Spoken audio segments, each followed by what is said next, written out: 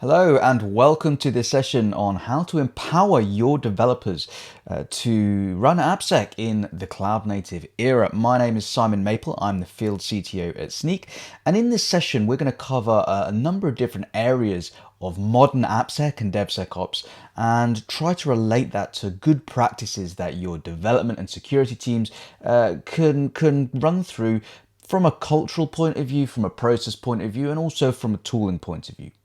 In this session, we're going to look a little bit deeper into security champions programs, as well as looking at doing some life hacking on known vulnerabilities in open source third-party libraries. So let's move on. A little bit about me, your speaker today. My name is Simon Maple. As I mentioned, I'm the field CTO at Sneak. I've been at Sneak for around 3 years now, and over the last 20 years of my career, I've largely been in engineering, mostly doing development for large companies, as well as doing developer advocacy over the last 10 years or so. So my background is very much from an engineering point of view, which I'd love to, as you'll likely see in this session, push a little bit stronger from the point of view of developer tooling and developer processes. My background is also very community oriented, so I am the founder of a number of different communities, but the Virtual Java user group is probably the biggest community that I founded, as well as co-leading London Java user group and DevSecCon, the DevSecOps community as well. So let's jump straight in, and first of all, we're going to take a look at how applications and the scope of developers the scope of the developer responsibility and what the developer does in the maintenance and the forward development of these applications looks like. So let's take a step back and look at the pre-cloud era. Years ago, when developers used to develop and deploy, or rather push this code over, throw the code over the wall, developers used to largely focus on the application code that they wrote in their IDE of choice and often pull in open source third-party libraries. Beyond that, this is where the wall comes in, where developers tended to throw the application over the wall to the ops team, for example. Other platform operations, different groups around the organization used to look after the different layers of the hardware, the virtualization, any other supporting applications that were required of the application to run. It was a fairly clean-cut distinction between what is the developer's responsibility and what is the responsibility of the operations team, etc. However, in today's more modern cloud native era, a lot more of the platform is now code. A lot more of that platform is checked into Git repositories. As a result, developers are more responsible for these types of artifacts. They're more responsible for the containers that the application that they write will be deployed into. Perhaps the infrastructure as code configuration and scripts with Kubernetes config or Terraform scripts, IAM roles, all these different types of configurations which developers didn't really need to worry about before, but now not only need to partly write or maintain, but also as a result of that needs to be concerned about the security of those. So if we look at the responsibility of the dev and IT split, and also the introduction of this DevOps group and the DevOps services that sit alongside that, you can see the developer scope is a lot larger than before. So what does this mean from a security point of view? Well, rather than just as a developer caring about the security and the threats of what could come from our open source code as well as our own custom code, a developer needs to care not just about the code they write or the open source code that they rely upon, but also the vulnerabilities, known vulnerabilities that could exist in the packages that the open source the packages that the container platforms, the operating systems pull in, as well as the infrastructure as code misconfigurations. We've seen across the news outlets about how popular, or not popular, but maybe how common misconfigurations are across the internet, certainly popular among hackers, but all of this stack, this iceberg. There's so much more under the water now that we need to be concerned about, and this requires a platform of tooling and a different culture to solve correctly. Now, when we talk about different cultures, we also need to think about not just what are the additional responsibilities that a developer needs to think about, but with this cloud era, this has really allowed us to ramp up our DevOps style practices and our DevOps processes. And what this has led to is far faster pushes to production, far smaller and more regular pushes to production as well. And the security traditional method of testing, the auditing, the periodic tests, this doesn't fit with this very fast nature of pushing to production daily, weekly, etc. So, not new so much now, but a newer terminology of DevSecOps was introduced. Now, DevSecOps really brings together the different teams, but including the security team, into this fast development process and fast push to production process, and really tries to not just automate that into that pipeline flow, but also provide a bridge between the developers and the security to share knowledge, to collaborate, etc. So the pushing security and enabling security throughout that pipeline is key to the success of DevSecOps, but also reducing the silos and allowing that security focus to be embedded into the SDLC throughout, from design all the way through up to production. And of course, what we're ultimately doing is here trying to reduce the risks on our environment and secure sensitive information, sensitive data, etc. So, three of the pieces of DevSecOps that are really required to have a successful program, successful posture, is making sure your culture, the individuals in the teams, are open and understanding of what needs to be done, whose responsibilities need to change in order to adapt to add security into these different areas. Making sure processes are more modern and more accepting of typical DevSecOps practices. And also making sure you have the right tooling, not just to identify, but also to enable the development teams to create the right actions, to make the right thing to do also the easy thing to do. So with these three, I would say that the most important here is individuals, the teams, the people who are working to make sure that they understand the culture changes needed, and they understand the processes that need to change, and they are more accepting of that. It's a hard one to change, but it's definitely one that needs to be looked at very, very early on in order for this to succeed. There are a number of different ways in which this has been attempted to make these changes. A really good one, which is becoming very, very popular now, is to introduce a security champions program. And let's take a look at this in a little bit more depth now. One of the areas of research that I've been doing recently is to talk to a number of different Snyk customers and individuals in the community as well, to understand how they are running security programs at their organizations.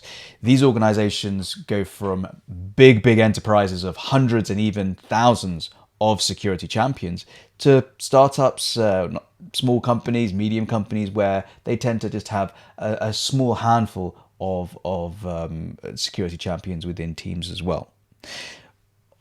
Questions I was asking was about how people would succeed, how programs succeed, and also the pitfalls that you want to avoid when you try to create these security champions programs. So we're going to spend a little bit of time now to go into some depth in what these pitfalls are, what are some of the good practices, best practices in order to create these programs. Now, one thing I will say is every organization is different. So you can't just lift a champions program from one organization and expect it to work in your organization. What's best to do is try to identify practices which others do that you feel would be a good fit in your organization, that you feel your teams would accept and would be keen to be a part of. That's most important, to recognize what will work in your companies. So let's get started. First of all, what is a champions? What is a security champions program, and also why do you want to run one? It's important to be able to clearly state why you should want to run one. Well, a security champions program, as we mentioned, is an effective way for organizations and teams to communicate, and this is really between development teams, engineering teams, and security teams. And we want to share knowledge. We want to collaborate between the teams as effectively as possible in the most natural way as possible. But we want to make it clear of where these channels exist and how to access these channels, what the other kind of things that can be asked, how and what support you can get from each other. This is the clarity that we want to provide through this kind of a program. Now, one thing when we look at these programs is we need to think about goals, and we need to think about the individual goals that your organization have. So if you're creating a program, or if you have a program, can you clearly state the pain points that your teams are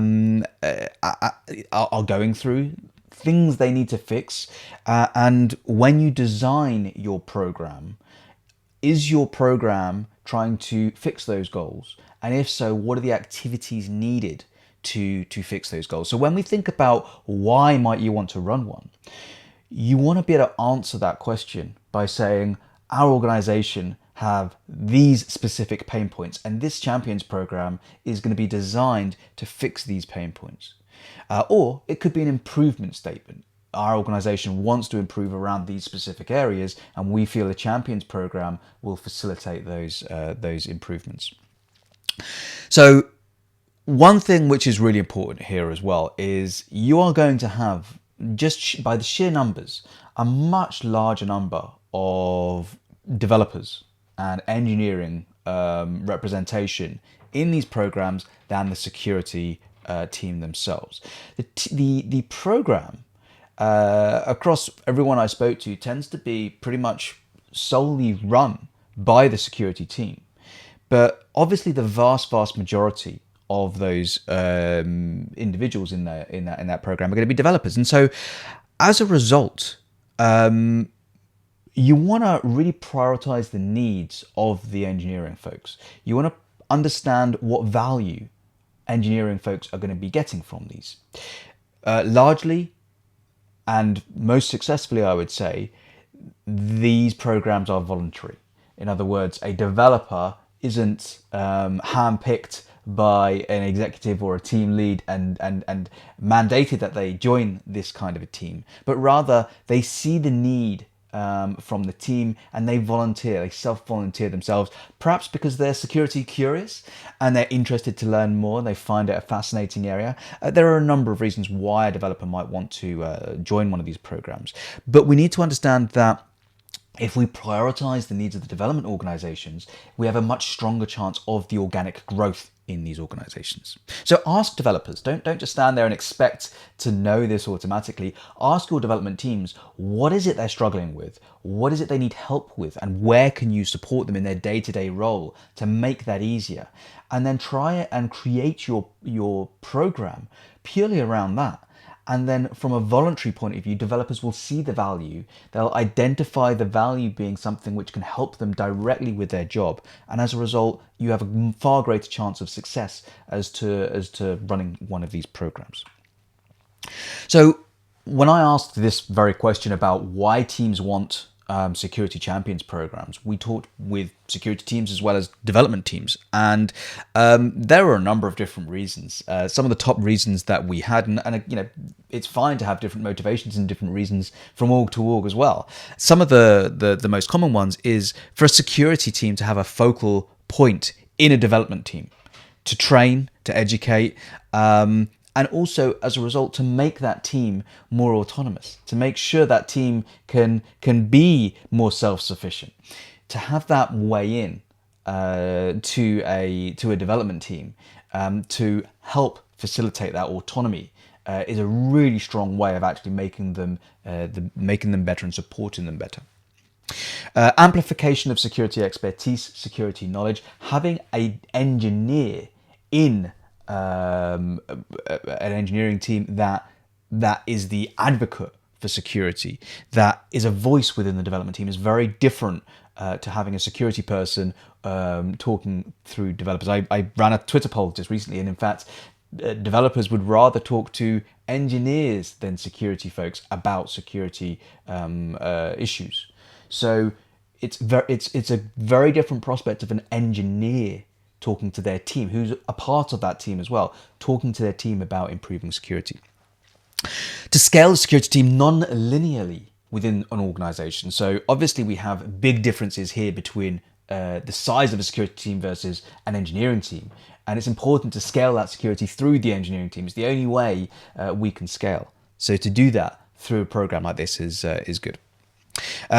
From a development point of view, people maybe want to improve themselves and be a more well-rounded developer for career growth. This is a very personal thing, and you will not find this across all developers, but some developers will prefer that. But we need to think about what a developer wants and what the motivations are. This is something which is very personal to each team, and that is something whereby we need to understand the motivations of the developer in your organizations. And depending on your size, your maturity, this is going to be different from developer to developer.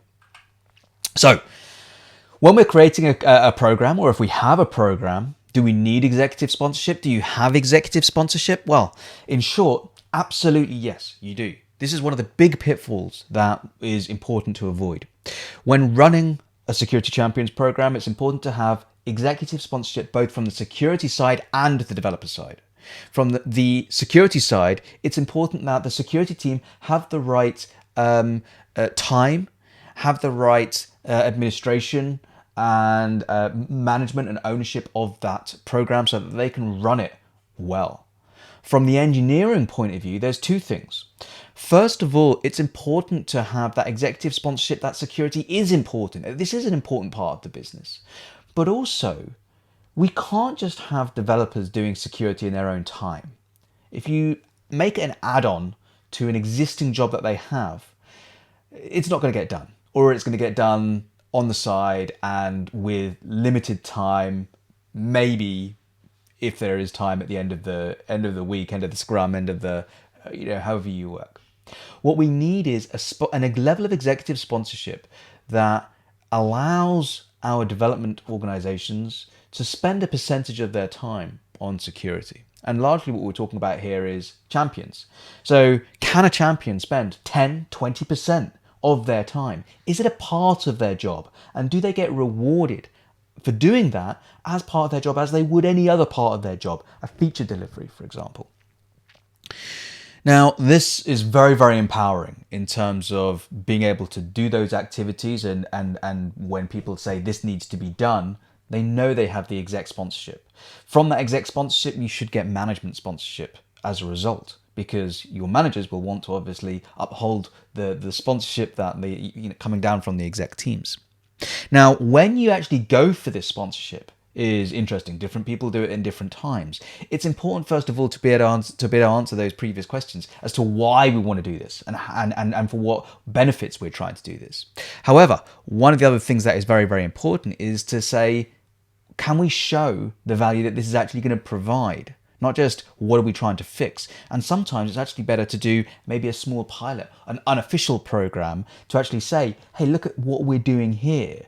We want to roll something like this out. Do we have some sponsorship from our exec teams and backing to be able to roll this out across an organization? So sometimes, depending on your exec teams, depending on what is in their mission to change in the organization, they'll just say, yes, I totally back this. Sometimes it's good to be able to come up to them and say, this is what we've done, this is what we've achieved, and we want to roll this out. Can we have your backing on this? Okay. Structuring the program is a really interesting thing to look at. And when we think about champions, what is, first of all, a security champion? Well, what has worked best across the board is a security champion is an individual and a contributing individual on the engineering team. They are generally interested in security and they want to be a part of this program. They are an opt-in to this program, voluntary, because they want to be a part of it.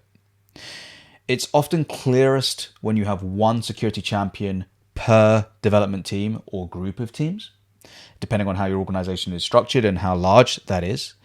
Some organizations that we spoke to had multiple security champions per group, and it's important that it's clear who you can go to, or a group of people. And one of the reasons they did this was to eliminate the bottleneck of that just being one person. So one of the things you might want to do is suggest the types of developers that you might want, that you feel would be a good fit for this kind of group. And this is going to be based on the activities that they're going to need to take out. So that clarity of saying, this is what we expect from the role, this is the types of activities, people can then make the decisions as to whether they believe they're a good fit for that. On the security team are going to have that representation as security coaches or security mentors, they're often called as well. And there is a one-to-many relationship here between one security coach and mentor versus many security champions. And typically, this individual on the security team will naturally have that responsibility across that part of the org anyway. And so that part of the org, those champions from that part of the org will naturally come to that security champion. And this could be for anything from advice to working with them on particular parts of the programs, as we'll talk in a short while about the various different types of activities. Now, the role of a security champion sometimes is to make sure all this work gets done, but very often, and in fact in most cases, it is their responsibility to make sure that the work gets done, but not to do it themselves necessarily. They need to be the advocate within the team to make sure that work gets done. It could be anyone in the team doing that. I would say a lot of the time, it was the champion that was actually doing a lot of the major work, but they were having encouragement throughout the team to actually make it a part of everyone's role. One of the recurring themes in my discussions with individuals was the clarity and the simplicity of what you want the groups, the engineering teams to do through this champions program is one of the big defining factors as to whether it was successful or not. If people understand what it's there for, what they can get out of it, and when to use it, when to go to it, that is one of the defining factors of its success. So one of the other areas is cadence of meetings. Now, champions, security champions, would meet up regularly, perhaps once a month, once every couple of weeks, and they would talk to each other. There would be engineering to engineering discussions about how and what they're doing within their organizations. This is also a great time for the security team to be able to roll out updates, to be able to provide education maybe to the security champions as well. And what these meetings need is a level of structure and a level of expectation from both sides. What is going to be happening over the next few months? And from the engineering team, what do I need to take out of this and what do I need to go forward and do in my own time after these meetings? That requires some level of program management. For huge organizations that have large security teams, this is very often a dedicated role, a program's role. Other times, this could be part of an individual's role within a security team. Now, there's a lot of logistics that are required for this, and that includes anything from the membership, the responsibilities, the accountability, the awards, rewards, recognition, managing these meetings, depending on how big your programs are or how in depth the program goes, will determine how much of someone's time these kind of things will take. So we mentioned rewards and recognition. This is very important because what we want to do is celebrate. We want to celebrate when things go well. We want to use this almost like as an advert for the Security Champions program. And we also want to replicate success. And a great way to replicate success is to show that success off and encourage others, whether it be champions or others who may be future champions, to want to look at that and say, I can do that, I want to do that as well, or this looks interesting, I want to be a part of it. Now, this is really important as well because,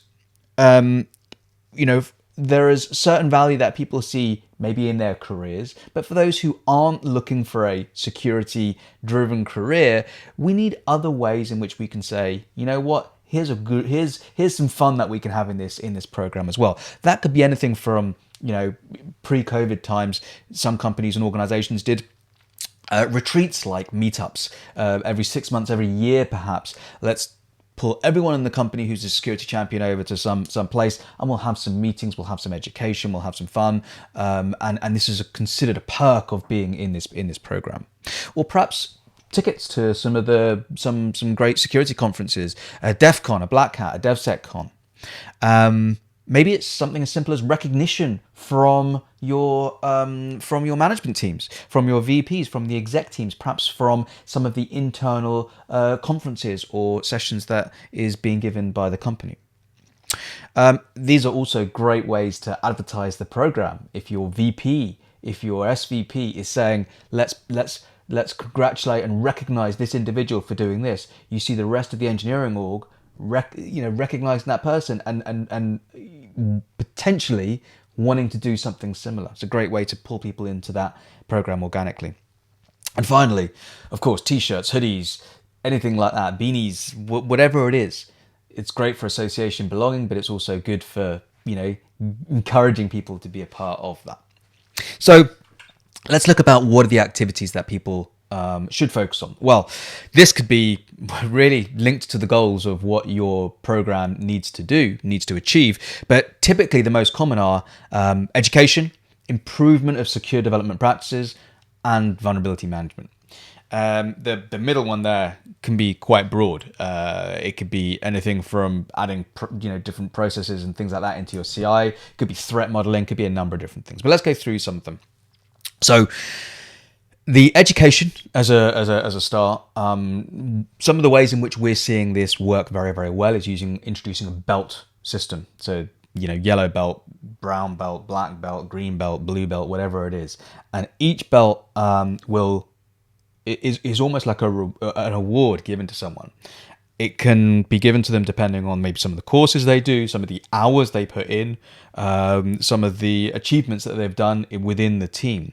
But ultimately, it's saying this person is very, very capable in this position. And it's a great way of being able to say, actually, you know what, these people are working on a very important high-risk production service. We need at least 1 black belt and 2 brown belts working on this project because we know that this is high risk and we need security expertise on this beyond just the security team, but we need it within the engineering team as well. Equally, some very, very low risk projects, maybe not even in production, you might not, you don't want to take risks that are unnecessary, but you wouldn't necessarily mandate we need a black belt and a brown belt on this perhaps. You really want to put your highest, expertise on the highest risk projects. So that's an important thing. Other things is security practices and making sure that you have secure development throughout your program. Now, a good way to do this to start off with is to gain visibility into your organizations. Now, visibility is something which, if not worked on correctly, can very much be almost like a witch hunt, where it's like this them and us dynamic where you're asking questions or you're trying to look for fault in others. So we want to do this in a way which is non-defensive, doesn't create defensive reactions. And a great way of doing this that we've seen is for development teams to have self-assessments. So for a development team to look through a list of questions and effectively mark themselves or state what they are doing and what they're not doing, just in a document, just in an Excel sheet, for example, basically saying what levels that they're doing. This can be anything from security behaviors, from testing, and how much is done in each area. It's very, very common that you're going to have potentially a lot being done in some areas and very little being done in others. It's going to be common across teams for that. The next step really is around improvement. And this is where the security team can help. So the security team can first of all help with any questions around the security scorecards. But what does the development team want to fix first? This is a really great way of doing it, which we saw in a couple of organizations that really empowered the developers to make the decisions and own the security plan themselves. What is it they want to fix? What is it they want to make better in their groups? They tend to know, what's right and what's wrong. They're not doing security because they don't want to do it. It's very often because it's hard, right? It is hard, and time is plays a big factor into this. So where does the development team want to work that? They can get advice from the security team, from the business, about what are the most critical risks as well, of course. But then this is a developer-led thing which the security team can support. If the development team say, we want to fix vulnerabilities in our containers, in our custom code, the security team can then support that and say, well, this is excellent, let's work on this together, and let's put a plan together as to how we can start implementing this and how we can start driving the number of vulnerabilities down, etc. So with that developer ownership and that champion rollout throughout the team, it has a really strong chance of success. Now, one of the premises that is core to this is that the KPI, or the way we measure the success of the security coach, is through the success of all the security champions that they're working with. So if the security champions are being successful, then the security coach is being successful. And that's a great way to share those joint goals and joint successes. So vulnerability management is the other area which seems to be a very, very key activity, and there are a number of different ways in which the security team can help this, as we mentioned, and a lot of this is through that secure development processes and things like that we previously saw. But there's a lot around actions. Now, visibility and testing everywhere is good, but what are to reduce your risk, it's about taking actions. How can the security team help development teams to take actions? A lot of this is down to tooling, but a lot of it is down to having that knowledge, having that discussion with the security team about what is right to ignore, what is right to fix first, what is right to triage. So this is a really good way to prioritize backlogs, to introduce and have the teams understand and know what to do when in their pipelines as well. And this is definitely something that can be done by developers, supported by the security organization. And this is really important because when we look at a vulnerability, the developers understand the architecture, the developers understand the code, the developers understand the design.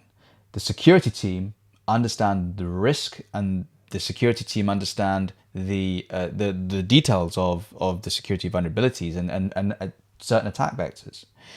The combination of those two will really help you decide what is important and what is not important to fix first. So when we think about what success looks like now, okay, well, this is an important one to look at. What does success look like?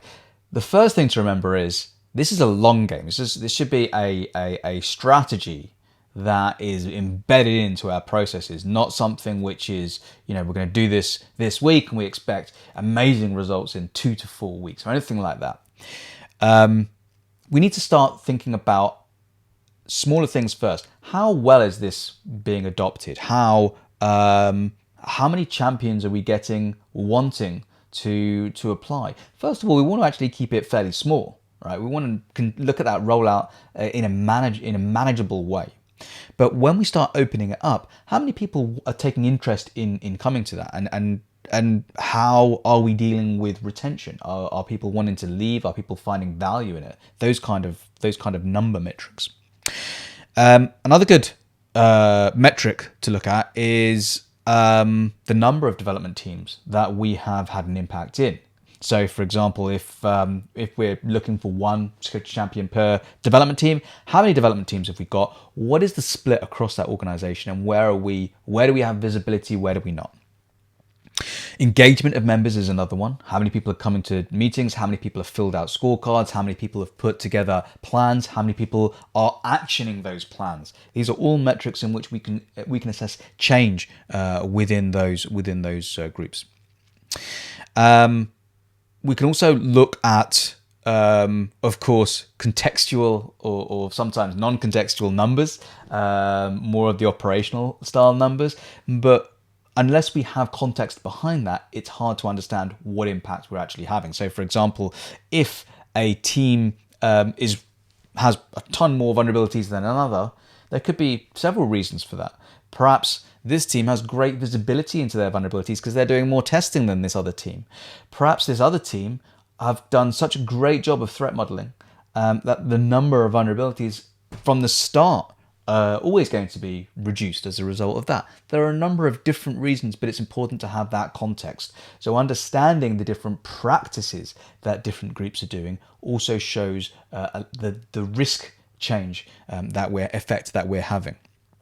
Depending on what our activities are, if we're doing education and we're using a belting system, how many people are we pulling up to the right level of belts? Are they positioned in the right places? These are all ways in which we can show success through embedding this education into the right places. How many times are you celebrating people? What are you celebrating? How many individuals can we share their successes? This is a really good measure of success as well. The anecdotal successes here are often very, very important to be able to provide, as well as blanket numbers. So the program is very, very important to bridge security and development. But let's now jump across to that. Covers a lot of the culture, the working together, the breaking down the silos, and the updating processes of how we work. Now let's look a little bit across to tools and vulnerabilities that can exist in applications, and how we can use tools to help us get through this. And this is going to, while we talked about the platform, the hacking that we're going to do next is very largely going to be focused around SCA. So this is the second piece in the iceberg. The second piece here, open source code, third-party libraries that we pull into our application that have known vulnerabilities in them. Now, when we think about applications, typically the code that we write is actually very, very small in comparison to the amount of code that we pull in that constitutes our overall application, because of the number of libraries, the dependencies they have, etc. Let's give an example. Here we have 19 lines of code in a Node serverless function. This has 2 direct dependencies. Now, those 2 direct dependencies pull in a further 17 transitive dependencies.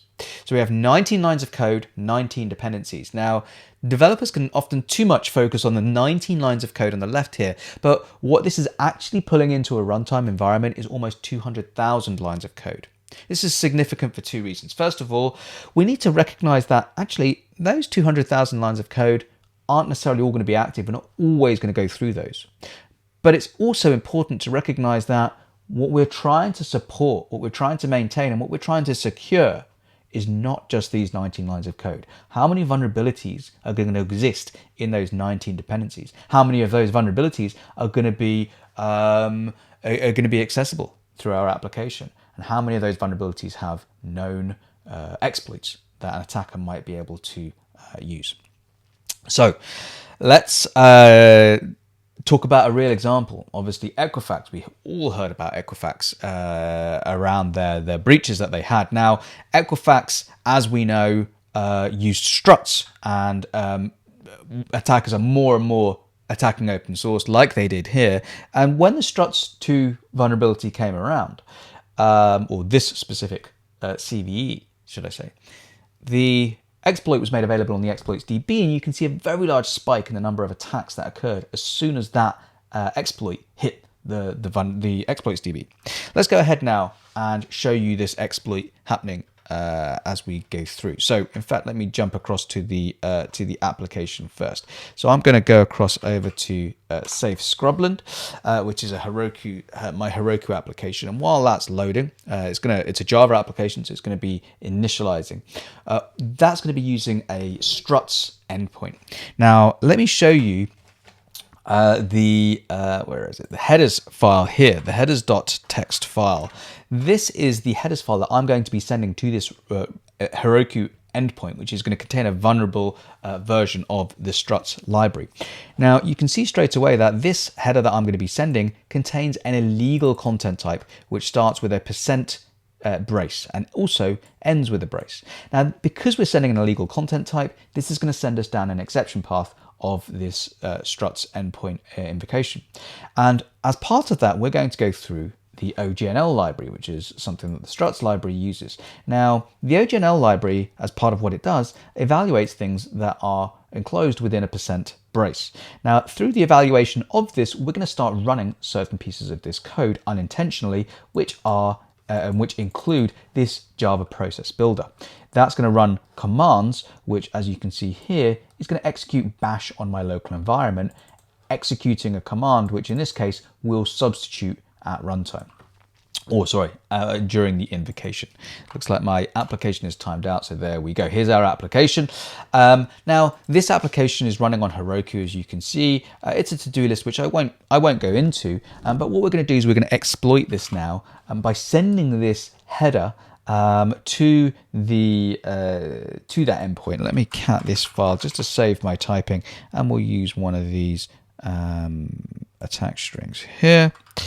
So what we're going to do is we're going to cat that file, as you can see here. We're going to substitute this command placeholder for env, which is going to run on my Heroku machine and pass back the environment variables in that local machine. And we're going to curl that, but not to localhost. Rather, we're going to curl that to the Heroku application, as you can see. As you can see here. So I run that against Heroku. Once I execute that, boom, there you go. There's our exploit, and this was the first exploit that occurred against that Equifax breach.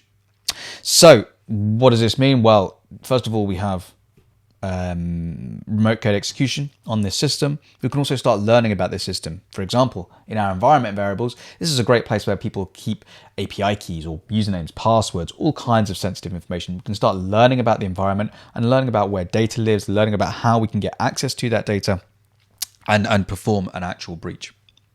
So let's jump to a couple of other examples now. We're going to jump across to a Goof to do application. This is a Node application, so I can do some nice things like let's buy some milk, for example. There's also an about page here where I can see this is a very modest application. Now, this is a Node application, as I mentioned. The code of this is in GitHub, and I'm going to go across over to Sneak. And everything I show you here, by the way, is entirely free. And I'm going to go over to my integrations. And from here, I can import and scan this project from a number of different places. But I'm going to do mine this time around from GitHub. And I'm going to pull in my application, which is this Goof Kubernetes repository. So I import that, and you can see straight away we're running this scanning, and I can view the log to see what it's picked up.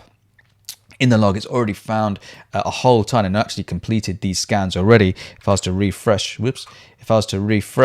it will almost certainly finish up with a Docker file here as well. But what it's automatically found is Sneak code. This is testing of my custom code for static analysis, and there it's completed all of them now. It also has a package JSON, so this is the scanning of known vulnerabilities in third-party libraries, often referred to as SCA. Sneak code is SAST. We also have some Goof Kubernetes, some deployment YAMLs and things like that. These are Kubernetes configs, which we're running IAC testing, infrastructure as code testing. And we also have a Docker file that we're looking for known vulnerabilities in the base images that pull in number of operating system packages. So we're testing the whole platform there just in a few seconds. Let's jump in. As I mentioned, we're going to focus mostly on SCA in the next 15 minutes, and we're going to do a couple more hacks. So here we can see the dependencies, and this is the dependency tree which is created. So we can have vulnerabilities that exist in our direct dependency here. As you can see, this ADM zip is a direct dependency of our application. You can also see transitive dependencies that exist with vulnerabilities here. Now, this is a view that shows only vulnerabilities. We can also show all dependencies if we wanted and get a full bill of materials, which is a great way of actually seeing what is in our app, what is deployed as part of our app. Now, we care about fixing, so let's go and have a look at a directory traversal. Now, this directory traversal is a vulnerability that exists in the ST library, which is a library that serves static content. This is a medium set vulnerability, and you can see more data here about the CVSS scores, etc. It has an exploit available. This is in our application at version 0.24 of the ST library. It is fixed in version 0.25. So we really need to jump up to that version to be able to pull in that fix into our application. I can, of course, do this by clicking Fix this vulnerability because we pulled this in through GitHub. Now, by clicking Fix this vulnerability, Snyk is going to identify what that minimum upgrade needs to be in our application, not just for that library. And as this is a direct dependency, it is equally going to be moving that up to 0.25, and it's going to open a pull request to the Git repository, making that code change. You can see here, if I click on Files Changed, you'll see we've updated both the package lock file and the package JSON file with the upgrade from 0.24 to 0.25.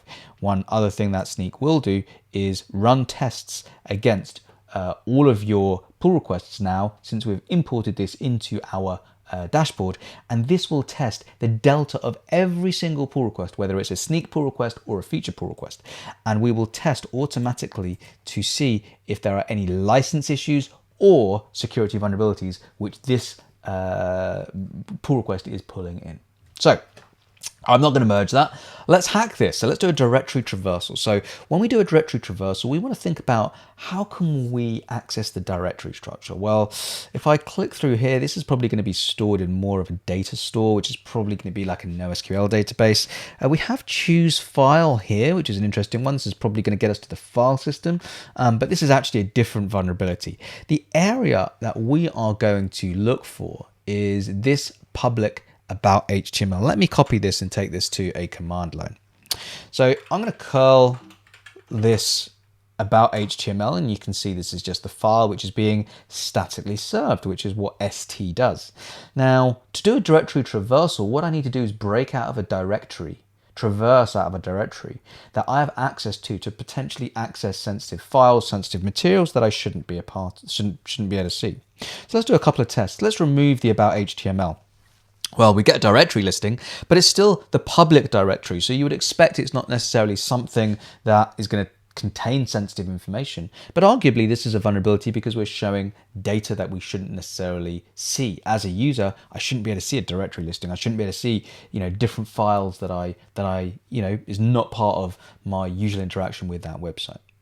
What I really want to do is a directory traversal outside of the public directory. So to do that, I'm going to do a // from the public directories. We're trying to traverse, we're trying to go to the parent directory of public. So I try that, and well, it doesn't really work. We're getting a bunch of HTML back rather than any kind of a directory listing. And in fact, you can see buy milk is here, and you can see goof to do is here. So what's happened is the ST library has recognized a // is a directory traversal. And as a result, it has tried to block us. It has tried to, rather than serve us that content, send us to a safe place, which in this case is the homepage. So what we want to do is circumvent that sanitization check by simply encoding the dots. So I'm going to go %2e, %2e. A %2e is the URL encoding of the dot. And now I get my directory traversal. You can see the public directory is in this listing. So we are outside of the public directory, and you can see a number of different things that exist in this application that might be very interesting to us. For example, there's a Docker file here. Let's look at the Docker file. And we can see the image we're running. We can see there's no user directive, and as a result, we must be running as root. So that is a very interesting thing that we've just learned. What else can we see? Well, there's the app.js, there's db.js. They might be kind of interesting. So let's have a look at db.js. And as a result, we can kind of like read directly from this file system, right? So I can see, well, what can I see? There's an exec here. I wonder if there's a way I can do some kind of code injection here. There is also, I can see a username here that's going directly to a database. I can see some secrets that have been hard coded, so I can start understanding a better way in that doesn't just provide me with read access, but potentially gives me a way into data or a way to execute something. Let's also have a look at our package.json. Now, our package.json provides us with the versions of all of the libraries that are direct that we can see. As a result, this is great because I can now find other vulnerabilities that maybe provide me with greater permissions or a better way into my application. Okay, this is the directory traversal. And we've also shown how to fix that. But before I go, let's actually see how far we can go with this exploit. Because we know we're root, one thing we can do is break further out into our root directory of our system. And from there, have a look at sensitive files on the system, such as the etc password, or indeed the etc shadow. I may be able to start looking at different configs that exist, have a look at what else is installed, and start learning about my overall system. So this is a directory traversal, and again, it's a vulnerability found in a known. It's a known vulnerability found in a dependency that we can simply patch or upgrade to eliminate that vulnerability. So as a developer, we talked about developer first tooling earlier from a DevSecOps point of view. How do I get this into a developer tooling? Well, Git repos, Git tests on pull requests, this is all great because it's where developers want to be. It's in developer tooling already. Of course, we can add this into our CI environments, etc., and that's fairly standard. What we want to be able to do, though, is provide developers with tools that they want to use in their other places that they spend most of their time. For example, an IDE. Let's jump across to VS Code.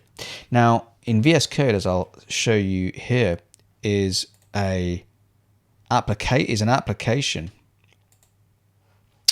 that is the Node application that I literally just showed you.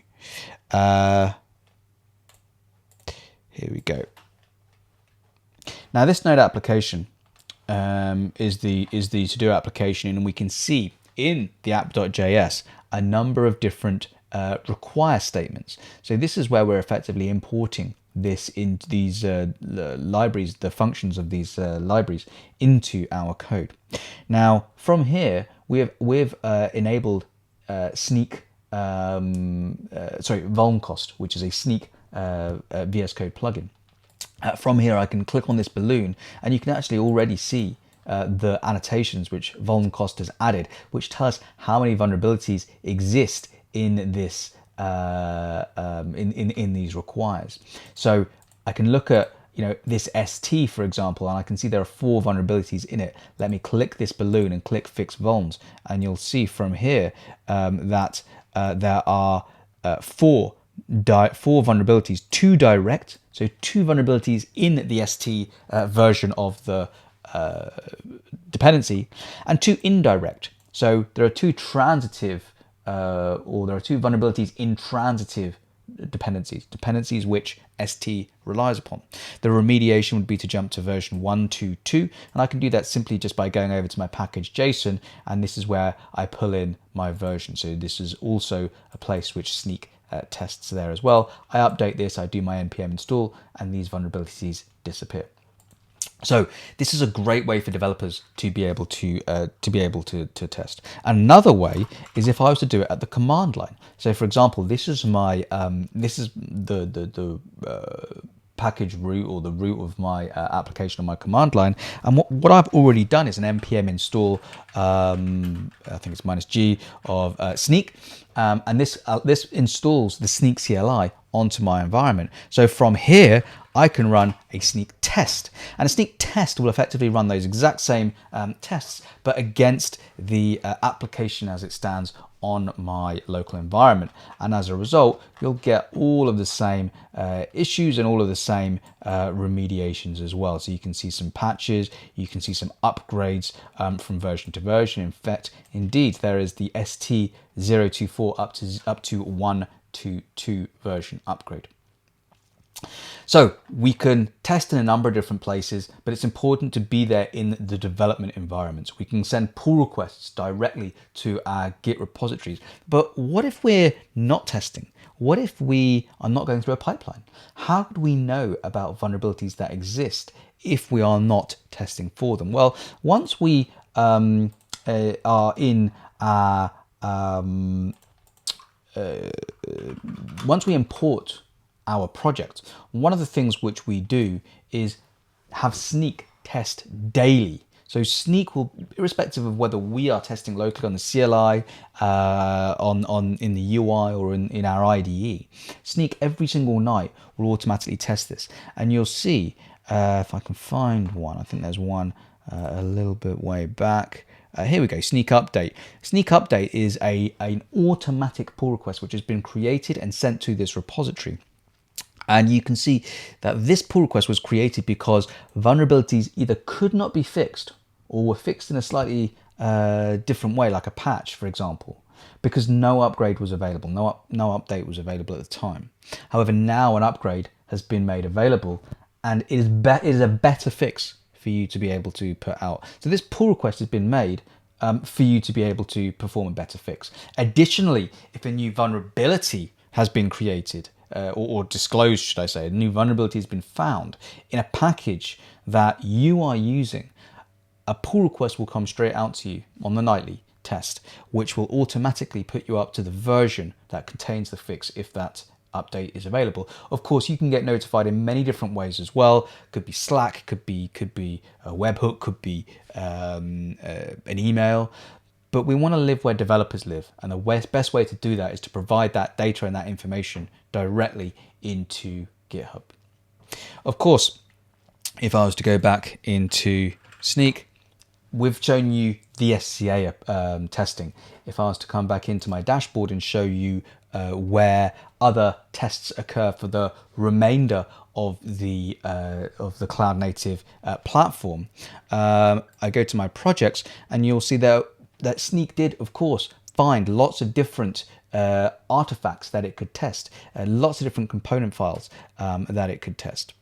And as part of that, I'll show you a couple now in my remaining couple of minutes, which is really to show how Sneak code identified various issues and can provide potential remediations for those issues in your code, as well as in your container, in your Docker file. It can look at the base image you're using. It can provide you with alternatives that massively reduce the severity or the number of vulnerabilities, as well as the severities in your base images, as well as identifying where issues are and which versions issues are fixed in a very similar way that you saw in our applications. And also, looking at your infrastructure as code, it's very, very important to be able to state where your issues exist. So for example, the issue here is the container is running without root user control in our Kubernetes config on line 30. What the impact of that issue is, and more importantly, what I need to do to fix that. The actionability is most important here for a true developer experience, and that is core to how we deliver developer-first, developer-friendly tooling. Thank you very much for watching the session. I hope you enjoyed it, and if you wanted to reach out and ask me any questions, I'm at SJ Maple on Twitter. Enjoy the rest of the conference. Thank you.